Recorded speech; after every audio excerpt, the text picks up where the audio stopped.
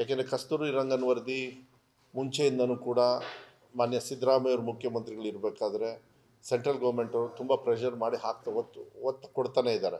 ಇಲ್ಲ ನಾವು ಅನುಷ್ಠಾನ ಮಾಡ್ತೀವಿ ಅಂತ. ಅದು ಅನುಷ್ಠಾನ ಮಾಡಿದ ತಕ್ಷಣ ಈ ಕಡೆ ಭಾಗದಲ್ಲಿ ಮಲೆನಾಡು ಭಾಗದಲ್ಲಿ ಇರ್ತಕ್ಕಂಥ ಜನರು ಆ ಇರ್ತಕ್ಕಂಥ ಕಂಡೀಷನ್ ನೋಡಿಬಿಟ್ರೆ ಯಾರು ಮನುಷ್ಯರು ಬದುಕಂಗೆ ಇಲ್ಲ ಅಲ್ಲಿ. ಅವರಿಗೆ ಸೆಂಟ್ರಲ್ ಗೌರ್ಮೆಂಟ್ ಅವ್ರಿಗೆ ಬರೀ ಹುಲಿ ಬಿಡೋದು, ಮನುಷ್ಯನ ಓಡಿಸೋದು ಇಂಥದ್ದೇ ಬುದ್ಧಿ. ಇವತ್ತು ಅದನ್ನ ಬದಲಾವಣೆ ಮಾಡಬೇಕಾಗತ್ತೆ. ಪಾರಂಪರಿಕವಾಗಿ ಸುಮಾರಷ್ಟು ವರ್ಷದಿಂದ ಈ ಕಡೆ ಭಾಗದಲ್ಲಿ ಜನರು ವಾಸವಾಗಿದ್ದಾರೆ, ಅವ್ರ ಜೀವನವನ್ನು ಮಾಡ್ಕೊಂಡಿದ್ದಾರೆ, ಮನೆ ಕಟ್ಕೊಂಡಿದ್ದಾರೆ, ಶಾಲೆಗಳಿದ್ದಾವೆ, ಹಾಸ್ಪಿಟ್ಲಿದ್ದಾವೆ, ಗ್ರಾಮ ಪಂಚಾಯತ್ಗಳಿದ್ದಾವೆ, ಎಲ್ಲ ಇರೋದ್ರಿಂದ ಜನವಸತಿ ಇರಬೇಕಾದ್ರೆ ಬಂದು ಈ ಥರ ಕಾನೂನು ತೆಗೆದುಬಿಟ್ರೆ ಕಷ್ಟ ಆಗುತ್ತೆ.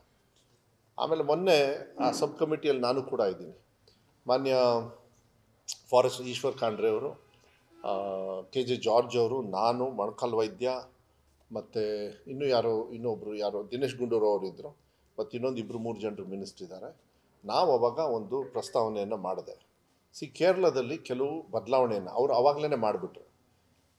ಇಲ್ಲಿ ಹೋದ ಸತಿ ಏನಾಯಿತು, ಕಸ್ತೂರಿ ರಂಗನ್ ವರದಿನ ನಾವು ತಿರಸ್ಕಾರ ಮಾಡ್ತೀವಿ ಒಂದು ಲೈನಲ್ಲಿ ಹಾಕಿ ಮುಗಿಸ್ಬಿಟ್ರು. ಸೆಂಟ್ರಲ್ ಗೌರ್ಮೆಂಟ್ ಅವರೇನು ತಿರಸ್ಕಾರ ಮಾಡ್ತೀರಿ ಅಂದ ತಕ್ಷಣ ಏನು ಕರೆಕ್ಷನ್ಸು ನಾವೇನು ಕೊಟ್ಟಿರಲಿಲ್ಲ. ಆವಾಗ ಒಂದು ಸೆಂಟ್ರಲ್ ಗೌರ್ಮೆಂಟಿಗೆ ರೆಸೊಲ್ಯೂಷನ್ ಮಾಡಿ ವಿಧಾನಸಭೆಯಲ್ಲೇ ರೆಸೊಲ್ಯೂಷನ್ ಮಾಡಿ ಕೊಟ್ಬಿಟ್ರು. ಅದನ್ನು ಮತ್ತೆ ಇವಾಗ ನಮಗೆ ಹೊಡ್ತಾ ಬೀಳ್ತಾ ಇದೆ. ಕೇರಳದವ್ರು ಹಂಗೆ ಮಾಡಲಿಲ್ಲ. ಕೇರಳದವ್ರು ಏನು ಮಾಡಿದರು, ಈ ಥರ ಮಾಡಿ ಕರೆಕ್ಷನ್ ಮಾಡಿ ನಮಗೆ ಕೊಡಿ ಅಂತ ಹೇಳಿದ್ರೆ ಕರೆಕ್ಷನ್ ಮಾಡಿ ಕೊಟ್ಬಿಟ್ರು.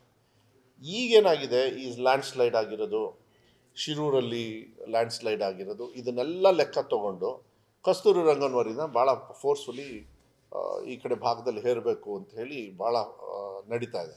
ಅದಕ್ಕೆ ಮೊನ್ನೆ ಮೀಟಿಂಗಲ್ಲಿ ನಾವೇನಂತ ಹೇಳಿದ್ವಿ ಅಂದರೆ, ನೀವು ಕೆಲವು ಬದಲಾವಣೆಯನ್ನು ಮಾಡ್ಕೊಳ್ಳಿ. ನಿಮ್ಮ ಪರಿಸರಕ್ಕೆ ಏನೂ ಆಗದೇ ಇರತಕ್ಕಂಥ ರೀತಿಯಲ್ಲಿ, ಜನರಿಗೆ ತೊಂದರೆ ಆಗದೇ ಇರತಕ್ಕಂಥ ರೀತಿಯಲ್ಲಿ ಬೇಕಾದಷ್ಟಿದ್ದಾವೆ. ಅದನ್ನು ಮಾನ್ಯ ಮುಖ್ಯಮಂತ್ರಿಗಳ ಒಂದು ನೇತೃತ್ವದಲ್ಲಿ, ಯಾಕೆಂದರೆ ಆ ರಿಪೋರ್ಟ್ಸಲ್ಲಿ ಏನಿದೆ ಇನ್ನೂ ನಾವು ಕೊಟ್ಟಿಲ್ಲ, ಯಾಕೆಂದರೆ ಅದು ಫೈನಲ್ ಆಗಬೇಕು.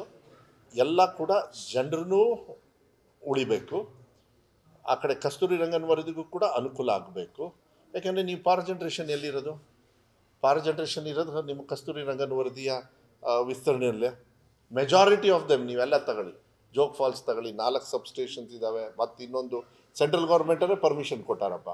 ಈಗ ನೆಕ್ಸ್ಟು 2000 ಮೆಗಾವಾಟ್ಸಿಗೆ ಮತ್ತೆ ನೀರನ್ನ ಪಂಪ್ ಮಾಡಿ ಮತ್ತೆ ಯೂಸ್ ಮಾಡಿ. ಒಂದು ಕಡೆಗೆ ಅದು ಕೊಡ್ತಾರೆ, ಇನ್ನೊಂದು ಕಡೆಗೆ ಮನುಷ್ಯರು ಬದುಕಬೇಡ್ರಿ ಅಂತ ಹೇಳಿಬಿಟ್ರೆ ಇದು ಎಷ್ಟು ಮಟ್ಟಿಗೆ ನ್ಯಾಯ ಹೇಳಿ ನೋಡೋಣ. ಸೊ ಅದಕ್ಕೆ ನಾವು ಕೆಲವು ಕರೆಕ್ಷನ್ಸ್ ಕೊಟ್ಟಿದ್ದೀವಿ. ರಾಜ್ಯದ ಜನರಿಗೆ ಮತ್ತು ಈ ಕಡೆ ಭಾಗದ ಜನರಿಗೆ ವಿಶ್ವಾಸ ಇಟ್ಕೊಳ್ಳಿ. ನಾವೇನು ಕರೆಕ್ಷನ್ಸ್ ಕೊಟ್ಟಿದ್ವಿ, ಯಾಕೆಂದರೆ ನಾನು ಅದು ಫುಲ್ಲು ನೋಡಿದ್ದೀನಿ ರಿಪೋರ್ಟು. ಅದನ್ನು ಮಾನ್ಯ ಮುಖ್ಯಮಂತ್ರಿಗಳ ಆಫೀಸಿಗೂ ಕೂಡ ಅಲ್ಲಿಂದನೇ ಕೂಡ ಬಂದಿದ್ದು. ನಾವು ಕೆಲವು ಅಡಿಷನ್ಸ್ ಕೊಟ್ಟು ನಾವು ಕೆಲವು ಸಜೆಷನ್ಸ್ ಕೊಟ್ಟಿದ್ದೀವಿ. ಪಕ್ಷಾತೀತವಾಗಿ ಎಲ್ಲ MLAಸ್ನು ಕರೆದುಬಿಡಿ.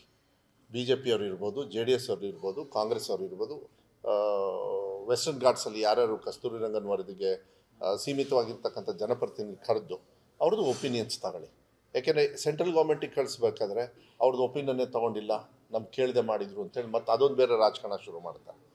ಈಗ ಬರಗಾಲದಲ್ಲಿ ಅಧ್ಯಯನ ಮಾಡೋಕ್ಕೆ ಹೋಗ್ತಾರೆ BJP ಅವರು, ಆದರೆ ದುಡ್ಡು ಕೇಳಕ್ಕೆ ಹೋಗ್ತೀರಾ ಅಂತ ಹೇಳಿದರೆ ನಾವು ಯಾಕೆ ಕೇಳಬೇಕು ಅಂತಾರೆ. ಅಂದರೆ ಪೊಲಿಟಿಸೈಸ್ ಮಾಡ್ತಕ್ಕಂಥದ್ದು ವ್ಯವಸ್ಥೆ ಏನಿದೆ ಅದು ತಪ್ಪಾಗ್ತದೆ. ಜನರ ಪರವಾಗಿ ಅದೇ ಜನರು ನಿಮ್ಗೆ ಓಟ್ ಹಾಕ್ಯಾರ ಅಂದರೆ ಅವ್ರ ಪರವಾಗಿ ನಿಲ್ಬೇಕಾಗ್ತದೆ, ನಮ್ಮ ಕರ್ತವ್ಯ. ಸೊ ಅದಕ್ಕೆ ಇದನ್ನು ರಾಜಕಾರಣದಿಂದ ಹೊರತುಪಡಿಸಿ ಅದನ್ನು ವ್ಯವಸ್ಥಿತವಾಗಿ ನಾವು ತೊಗೊಂಡು ಹೋಗಬೇಕು. ಇಲ್ಲ ಅಂದರೆ ಒಂದು ನೆನ್ಪಿಡ್ಕೊಳ್ಳಿ, ಭಾಳ ದೊಡ್ಡ ಗಂಡಾಂತರ. ಸೆಂಟ್ರಲ್ ಗೌರ್ಮೆಂಟ್ ಅವರು ಒಂಥರ ಭಾಳ ವಿಂಡಿಕ್ಟಿವ್ ಆಗಿ ಏನಾದ್ರು ಮಾಡೋಕ್ಕೆ ಹೋದರೆ, ಯಾಕೆಂದರೆ ಅವ್ರ ಬಾಡಿ ಲ್ಯಾಂಗ್ವೇಜ್ ಇವಾಗೆಲ್ಲ ನೋಡಿದರೆ ರಾಜಕಾರಣದಲ್ಲೂ ಈಗ ಮೂಢ ವಿಚಾರ ಇರ್ಬೋದು, ಬೇರೆ ಬೇರೆ ವಿಚಾರದಲ್ಲಿ ಭಾಳ ವಿಂಡಿಕ್ಟಿವ್ ಆಗಿ ಹೋಗ್ತಾ ಇದ್ದಾರೆ. ಅವರಿಗೆ ಏನು ದಿಕ್ಕು ದೆಸೆ ಇಲ್ದಂಗೆ ಒಟ್ಟಿಲ್ಲ ಹಾಳು ಮಾಡಬೇಕು, ವ್ಯವಸ್ಥೆನ ಹಾಳು ಮಾಡಬೇಕು, ಈ ಥರ ತಗೊಳ್ಳೋದ್ರಿಂದ ನಾವು ಅದಕ್ಕೆ ಹುಷಾರಾಗಿ ನಾವು ಹೆಜ್ಜೆ ಇಡಬೇಕು ಅಂಥೇಳಿ ಅದಕ್ಕೆ ನಾವು ಕೂಡ ಒಂದು ಹೇಳಿದ್ವಿ. ಇನ್ನೊಂದು 60 ದಿವಸ ಟೈಮ್ ಇದೆ. ಅಂದರೆ 60 ಅಂದರೆ ಅಲ್ಲಿಗೆ ಹೆಚ್ಚು ಕಮ್ಮಿ 30 ದಿವಸನೇನೋ ಆಗಿರಬೇಕು ನನ್ನ ಪ್ರಕಾರ. ಸೆಪ್ಟೆಂಬರ್ 20th 30th ಏನೋ ಗೊತ್ತಿಲ್ಲ ನನಗೆ, ಅದು ಕಟ್ ಆಫ್ ಟೈಮ್ ಇದೆ. ಸೆಪ್ಟೆಂಬರ್ ಅಕ್ಟೋಬರ್ ಗೊತ್ತಿಲ್ಲ, ಅದು ಕರೆಕ್ಟಾಗಿ ಚೆಕ್ ಮಾಡ್ಕೊಳ್ಳಿ. ಅಷ್ಟರೊಳಗೇ ರಿಪೋರ್ಟ್ನ ಸೆಂಟ್ರಲ್ ಗೌರ್ಮೆಂಟಿಗೆ ಕೊಡಬೇಕು. ಆಮೇಲೆ ಅವರು ಚರ್ಚೆಗಾದರೂ ಬರ್ತಾರೆ. ಚರ್ಚೆ ಮಾಡಿಬಿಟ್ರೆ ಭಾಳ ತೊಂದರೆ ಆಗುತ್ತೆ. ಇಲ್ಲಾಂದರೆ ಏನಾಗುತ್ತೆ, ಜನರು ವಾಯ್ಲೆನ್ಸಿಗೆ ಟರ್ನ್ ಆಗುತ್ತೆ. ಯಾಕೆಂದರೆ ಇಲ್ಲೆಲ್ಲ ನಾವೆಲ್ಲ ಬದುಕಿರೋದು ಅವರೇ. ಈಗ ನಾವೆಲ್ಲ ಶಾಸಕರಾಗಿದ್ದೀವಿ. ನಂದು ಕಸ್ತೂರಿ ರಂಗನ್ ವರದಿ ಸೊರಬ ಬರೋಲ್ಲ, ತಾಳಗುಪ್ಪ ಭಾಗ ಮಾತ್ರ ಬರುತ್ತೆ, ಸಾಗರ ಫುಲ್ ಬರುತ್ತೆ, ತೀರ್ಥಹಳ್ಳಿ, ಹೊಸನಗರ. ನೀವಿಲ್ಲಿ ಈ ಜಾಗನೂ ಕೂಡ ಇದೆಲ್ಲ ವೆಸ್ಟರ್ನ್ ಘಾಟ್ಸಿಗೆ ನಿಮಗೆ ಸೇರ್ತದೆ. ಇಲ್ಲೆಲ್ಲ ಫುಲ್ ನೋಡಿದ್ರಿ ನೀವು, ಭದ್ರಾ ನೀವೆಲ್ಲ ಏನಾಗ್ತದೆ ನಾಳೆ ಇದು ಬೇರೆ ಬೇರೆ ವ್ಯವಸ್ಥೆಗೆ ಹೋಗ್ಬಿಡ್ತಾವೆ.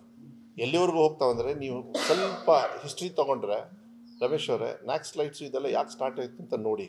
ನಾನು ಅದು ಬರಬೇಕು ಅಂತ ನಾನು ಹೇಳಲ್ಲ. ಅಲ್ಲಿ ಸ್ವಲ್ಪ ಹಿಂದ್ಗಡೆ ಹೋದಾಗ ಜನರ ಜೀವನಕ್ಕೆ ಆಗಲ್ಲ ಅಂತ ಹೇಳಿದರೆ, ಅವ್ರಿಗೆ ಜೀವನೋಪಾಯಕ್ಕೆ ಅವರಿಗೆ ಸಿಸ್ಟಮೇ ನಾವು ಕಲ್ಪಿಸೋಕೆ ಕೊಡಲಿಲ್ಲ ಅಂದರೆ, ಅವ್ರದ್ದು ಇರೋದನ್ನ ನಾವು ಕಸ್ಕೊಂಡ್ಬಿಟ್ರೆ ಜನರು ಏನು ಮಾಡ್ತಾರೆ? ಬೇರೆ ರೀತಿಯಲ್ಲಿ ಹಾದಿ ತೊಗೊಂಡು ಹೋಗ್ತಕ್ಕಂಥದ್ದು ವ್ಯವಸ್ಥೆಗೆ ನಾವು ಮಾಡಬೇಕಾಗುತ್ತೆ.